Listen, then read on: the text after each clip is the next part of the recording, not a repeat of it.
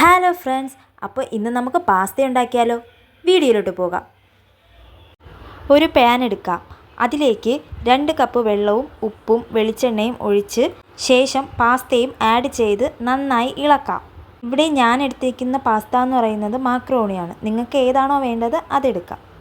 Pasta വെന്ത് വരുന്ന സമയം കൊണ്ട് നമുക്ക് മറ്റ് വെജിറ്റബിൾസ് അരിഞ്ഞ് വയ്ക്കാം. അതിന് വേണ്ടിയുള്ള വെജിറ്റബിൾസ് സവോള, തക്കാളി, ക്യാപ്സിക്കം ഇത് മൂന്നും ചെറുതായി അരിഞ്ഞെടുക്കാം. അതിനുശേഷം നേരത്തെ വേവിക്കാൻ വെച്ച പാസ്ത എന്തായെന്ന് നോക്കാം. വെന്ത് കഴിഞ്ഞ് അത് മറ്റൊരു പാത്രത്തിലേക്ക് കോരി മാറ്റാം. മറ്റൊരു പാൻ എടുത്ത് അതിലേക്ക് കുറച്ച് സൺഫ്ലവർ ഓയിൽ ഒഴിച്ചു കൊടുക്കാം. എണ്ണ തിളച്ചതിന് ശേഷം അതിലേക്ക് അരിഞ്ഞു വെച്ച സവാള ഇട്ട് കൊടുക്കാം. കുറച്ച് ഉപ്പും കൂടി ഇട്ട് നന്നായി ഇളക്കാം.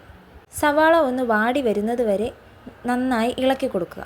സവാള ചെറുതായി വെന്ത് വരുമ്പോൾ തന്നെ ക്യാപ്സിക്കം ഇട്ട് കൊടുക്കാം. ക്യാപ്സിക്കവും നന്നായി വാടി വരുമ്പോൾ തക്കാളി ഇട്ട് കൊടുക്കാം. ഇത് മൂന്നും നന്നായി വഴറ്റിയെടുക്കാം. നന്നായി വഴണ്ട് വന്ന ശേഷം അതിലേക്ക് ഇഞ്ചി വെളുത്തുള്ളി പേസ്റ്റ് ആഡ് ചെയ്ത് കൊടുക്കാം. നന്നായി മിക്സ് ചെയ്യുക. മിക്സ് ചെയ്ത ശേഷം അതിലേക്ക് കുറച്ച് കുരുമുളക് പൊടിയും കൂടി ആഡ് ചെയ്ത് നന്നായി ഇളക്കാം. എന്നിട്ട് നമുക്ക് ഈ മിക്സ് മറ്റൊരു പാത്രത്തിലേക്ക് മാറ്റി വയ്ക്കാം.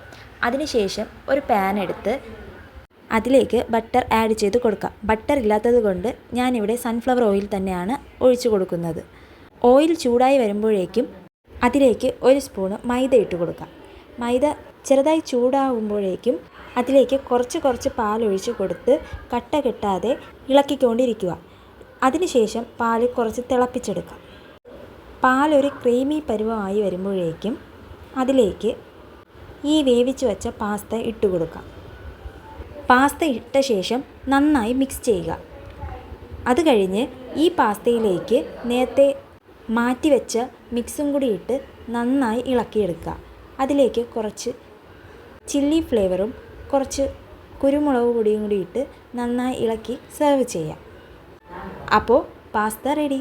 ഇന്നത്തെ വീഡിയോ ഇഷ്ടമായെന്ന് വിചാരിക്കുന്നു. Like, share, subscribe. Bye bye.